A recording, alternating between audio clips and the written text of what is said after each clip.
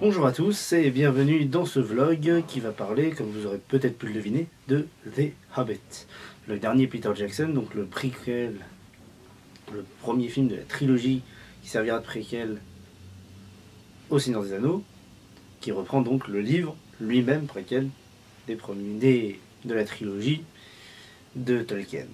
Donc ce livre, est-ce qu'il faut l'avoir lu pour apprécier le film ? Je suis assez partagé sur l'idée. Pour moi, ça serait mieux de l'avoir lu. Mais après, ouais, ça serait mieux de l'avoir lu parce que si vous vous attendez à voir un film exactement comme vous avez vu pour Le Seigneur des Anneaux, c'est pas pareil. C'est le même univers. On a moins de décors en carton-pâte, mais l'intensité n'est pas la même. C'est-à-dire que le Seigneur des Anneaux, c'était beaucoup plus basé sur cette quête, en fait, sur les personnages gays, beaucoup plus guerriers, et beaucoup moins centré sur Frodon, en fait. Et là, on centre beaucoup plus l'histoire sur Bilbon, on reçoit l'univers un peu différemment. Alors, est-ce que je conseille le film? Moi, je le conseille. Après, faut pas s'attendre à voir exactement la même chose faut pas s'attendre à voir exactement pareil que les trois premiers films. Alors, il y a beaucoup de gens qui disent oui, pour faire de l'argent, Peter Jackson a fait 3 livres en 3 films, et là il fait un livre en 3 films aussi. Alors, faut savoir que oui, c'est peut-être vrai que c'est aussi pour faire de l'argent, mais c'est quand même un livre beaucoup plus respecté que que la trilogie qu'il a sortie avant, notamment pour le scandale qui a éclaté avec les elfes au gouffre de Helm. Après, pour ce qui est du 48 images parce que je l'ai vu en 48 images par seconde, pas par minute, non, ça ferait un peu long. Le 48 images par seconde, je suis pas encore totalement convaincu que ça soit très utile. C'est-à-dire que c'est vrai qu'il y a des endroits où ça rend très très beau. Certaines scènes, notamment la scène enfin, je veux pas vous spoiler, j'ai pas envie de vous spoiler non plus. Mais donc il y a une scène qui se passe dans le royaume d'Erebor qui rend très bien avec les 48 images par seconde. Décidément, je vais le mettre par minute, ça va faire des films un peu longs. Donc le 48 images par seconde rend très bien sur certaines choses. Sur des combats plus rapprochés, ça devient un peu épileptique. C'est-à-dire qu'on se retrouve pas très bien, on n'arrive pas très bien à savoir où on en est, qui tape sur qui est en train de prendre le dessus sur qui. Voilà. Après, pour ce qui est des personnages, ils ont pris la liberté de changer l'acteur de Bilbon, ce qui me paraît tout à fait normal. Non pas que je n'aime pas l'acteur qui joue Bilbon, mais fallait vraiment, c'est 60 ans avant. C'est 60 ans avant, c'est 111 ans. Donc là, 51 ans. Même si à 111 ans, il est très bien conservé. Ça se différencie juste sur la scène d'introduction du premier film, où il y a quelques incohérences entre la scène d'introduction de Bilbo le Hobbit, qui reprend le début du premier film, où il commence à écrire son livre, voilà, et la scène d'introduction où Galadriel raconte en fait ce qui s'est passé avec l'anneau qui était avec Gollum, après il l'a trouvé dans la grotte. Voilà. Après, pour revenir donc sur les personnages, donc Gandalf, on retrouve un Gandalf le gris qui est ma foi fidèle à lui-même. Hein. Alors après, Saruman, je l'avais remarqué j'avais remarqué dans les premiers films que c'était censé être Saruman le blanc, même s'il était passé du côté obscur, et Saruman le blanc, il était franchement crado. Et ça passait très bien parce qu'il avait une barbe, sa barbe, contrairement à celle de Gandalf quand il dit Gandalf le blanc. Pour ceux qui n'auraient pas vu les films, et là je spoil complètement la trilogie Seigneur des Anneaux, mais en même temps, si vous n'avez pas vu la trilogie du Seigneur des Anneaux, pourquoi vous regardez un vlog sur le Hobbit? Mais voilà. Après, vous pouvez. Donc oui, il avait cette barbe complètement noire, enfin presque noire, mais avec beaucoup de noir dedans. Et quand on le voyait, il y avait une sorte de truc dérangeant au début, quand on le voyait en gentil, on se disait, il est gentil, d'accord, mais pourquoi il est aussi sale, enfin pourquoi il est aussi sombre en fait comme personnage. Et ça rendait très bien quand le dénouement après, enfin la trahison à son ordre, ça rendait très bien. Alors après, alors je vous avoue que là, je ne saurais pas vous dire si, comme Tolkien aime beaucoup les descriptions, si dans la description il était avec sa barbe grisonnante noire et que c'était pour respecter. Dans ce cas-là, je retire ce que j'ai dit, enfin, c'est normal qu'il l'ait aussi avant. Mais moi, je l'aurais plus vu justement tout pur au début, puisque Saruman dans Bilbo le Hobbit n'a rien de sa déviance vers les forces du mal. Puisqu'il n'a pas de menace de Sauron, il n'a pas. Voilà. Après, sinon, on voit d'autres membres de la confrérie des mages. Je ne me rappelle plus du nom de cette confrérie, donc je vous marquerai là. Voilà. Après, donc on a donc le mage brun, qui est un espèce de mage nain, qui est assez drôle, puisque il vit dans la forêt. Bon, ça, je vous spoil pas. Hein. Quand on voit le personnage, on le voit même dans la bande-annonce passer avec un chariot, enfin comme un traîneau de chien de traîneau, avec des lapins qui le traînent. Alors c'est le personnage un peu à la fois comique, mais qui a quand même son utilité, notamment par le fait que c'est lui qui découvre un peu tout le trompe-l'eau. Le trompe-l'eau, c'est un complot réalisé par un orchestre de trompettistes amateurs, et c'est donc un trompe-l'eau. Voilà, j'ai arrêté de m'enfoncer. Attention, mesdames et messieurs, vous venez d'assister au pire rattrapage du monde. L'équipe de la Maison Close, et plus particulièrement Xamar, vous excuse pour la gêne occasionnée. Le vlog va reprendre dans quelques instants. Merci. Donc le complot, enfin le soulèvement des forces du mal, c'est lui qui aide aussi notre brave compagnie de Gandalf, Bilbon et les 13 nains, dont je vous avouerai que je ne me retiens pas de tous les noms, si ce n'est de Thorin, évidemment, qui est le chef de la compagnie, on va dire, et descendant du roi d'Erebor, ainsi que Bonfur, Bofur, pas Kilik, mais Kili, et puis les autres.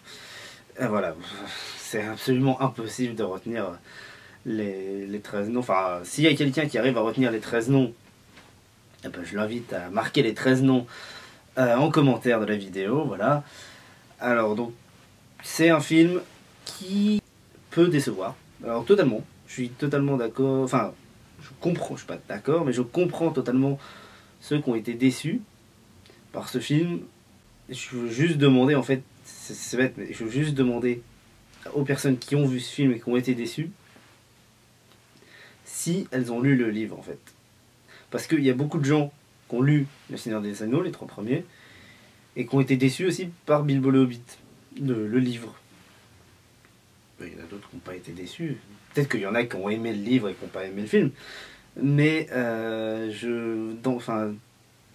Peter Jackson garde une telle fidélité au livre dans Bilbo le Hobbit qu'on peut, si on a aimé Bilbo le Hobbit, on peut qu'apprécier cette fidélité. Attention! À partir d'ici, Xamar va commencer à un peu spoiler sur le film. Si vous n'avez pas encore vu le film et que vous désirez conserver l'intégralité de l'effet de surprise, merci de bien vouloir arrêter cette vidéo. Vous pourrez alors reprendre une autre occupation. Nous vous conseillons par exemple la pelote basque avec des moufles ou encore le curling sur gazon.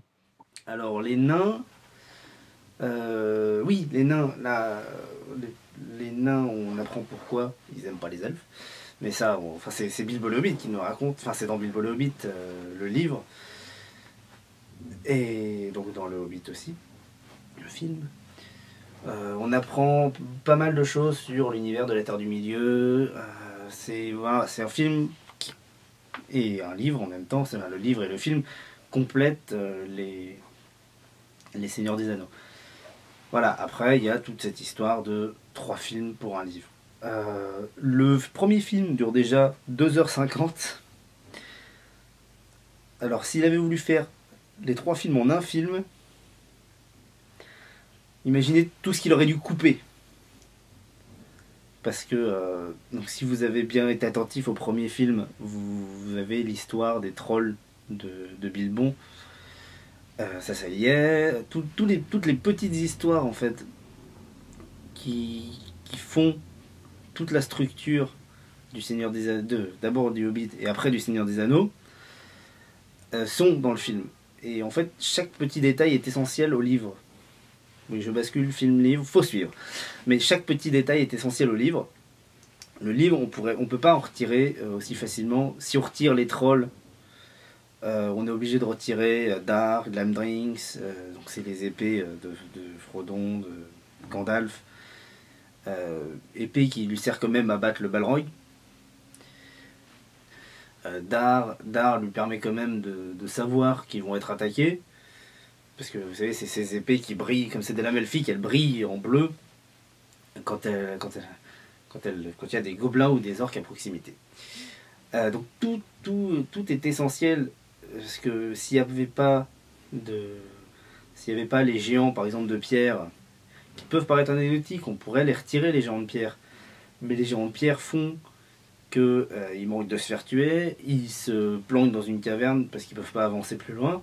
La caverne les emmène chez les gobelins les emmènent, les capturent, et c'est de fil en aiguille, c'est là que Bilbon trouve l'anneau. Donc cette bataille de géants, elle arrive quand même à bataille de géants qui peut paraître anecdotique, elle arrive quand même à Bilbon qui trouve l'anneau. Donc pour moi, chaque petit morceau du livre était obligé d'être là dans le film. C'est pour ça que déjà le premier film fait 2h50, et il y a sûrement des trucs qu'il a dû retirer quand même. J'ai pas tout le livre en tête, mais il y a sûrement des...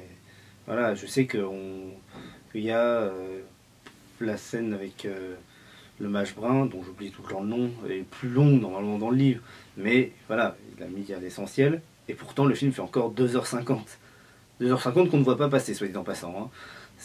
Il n'y a pas de mou comme dans Le Seigneur des Anneaux, ou notamment quel mou je pourrais vous citer du Seigneur des Anneaux. Voilà, toute la fuite, voilà, cette fuite, je cherchais un vrai moment mou, où il y a quelques petites blagues, ils sont là, ils se baladent, oh, les naines, elles ont de la barbe, tout ça, enfin bon voilà, c'est marrant, mais ça casse un peu le rythme du film. Après, ça c'est un avis personnel, hein, je n'oblige personne à y adhérer. Sinon, voilà, donc tous ces mous-là, on les a pas dans Bilbo le Hobbit, enfin dans The Hobbit, pour ma part, enfin de mon avis personnel, qui est le mien, et qui est celui auquel j'ai plus tendance à me référer. Voilà, par exemple, quand il y a un moment qui commence à s'étirer, on se dit, bon, ça va devenir cher, et là, bim, on retombe sur un autre moment qui nous tient en haleine. Par exemple, quand Bilbo, à un moment, oui, je dirais Bilbon, ça dépend. Bilbo veut rentrer chez lui, alors ça m'a toujours fait rire quand il fait bon, bah, je vais rentrer chez moi. Il vient quand même de se taper je ne sais combien de jours de marche avec une troupe de nains. Ils se sont fait attaquer par des trolls, ils se sont fait attaquer par des wargs, ils se sont fait attaquer, enfin ils se sont retrouvés au milieu d'une bataille de géants de pierre. Et le mec veut rentrer tout seul chez lui. Pourquoi pas? Mais mec, perso, je pense que c'est un peu difficile. Mais ça c'est pas fort, c'est pas que dans le film, ça c'est dans le bouquin aussi. Et il veut rentrer chez lui, et à ce moment-là, alors qu'il est en train de faire non, c'est pas ma place ici, tout ça, où ça commence à devenir longuet, l'autre lui dit bah d'accord, va-t'en. Et sauf que là son fourreau brille, et comme dirait notre cher ami, it's a trap. Donc voilà, donc c'est tout ça qui garde quand même le film Alors beaucoup ont démonté le film, je vois, il y a les Inrocks qui ont démonté le film, il y a pas mal de presse qui ont démonté le film. Et voilà, c'est ma question, c'est est-ce qu'ils ont lu le bouquin? Est-ce qu'ils ont lu Bilbo le Hobbit? Est-ce qu'ils ont lu toute la quête jusqu'à Smaug, le dragon? Oui, c'est pas du spoiler ça, hein, enfin, c'est la trame principale, et c'est le truc qu'on dit au bout de 2 minutes. Hein, on voit un dragon arriver dans Erebor et mettre le Gwent à une peuplade entière de nains à lui tout seul. Voilà. Tout ça pour dormir dans un gros tas d'or. Il me rappelle vaguement quelqu'un.